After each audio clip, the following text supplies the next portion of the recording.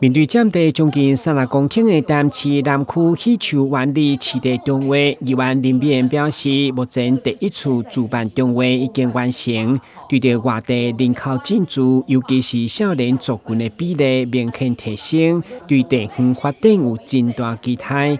包括这乡亲包游览车来旁听总质询，其中议员就积极争取伫中划区内一定要向国土署申请半市的土地来兴建大型病院，因为原淡市6区只有安平甲南区挂零，对此市长嘛表达认同。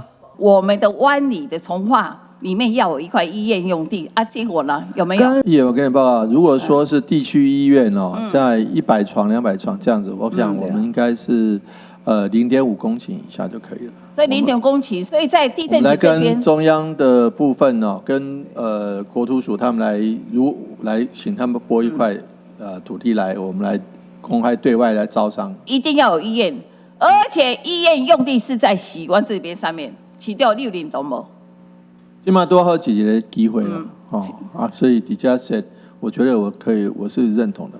淡市即摆开10亿来开发南区喜球园里中划区，当中4条的新路被日本姊妹市，包括亲生红前来号名，不过因为海因无结掉，引起地方的反弹。议员嘛强烈要求市府唔通一意孤行，要尊重地方。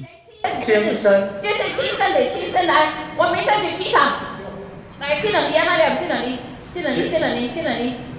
红钱、红蛇来还钱，一个亲生者还钱。你台湾的路肯定一亲生者红蛇哦。亲生我是写的红个啦。这个名字换在我们这个当地，对我来讲是一个金价一个侮辱，你要怎样？亲生还钱跟奈何桥。很凶啊，刚刚这个谐音谐音这个物件容易见仁见智。你讲亲生你也讲。真正迄个阵亲生县因的，那不管他是日本啦，你买摕日本的文化来看咱台南文化。大家亲生苹果嘛食啊，所以以为你也讲亲生有这个意见的时候，咱大家讨论红钱，台湾为了红景啊，也无红转啊。不好，地方上反对，所以你不要一意孤行。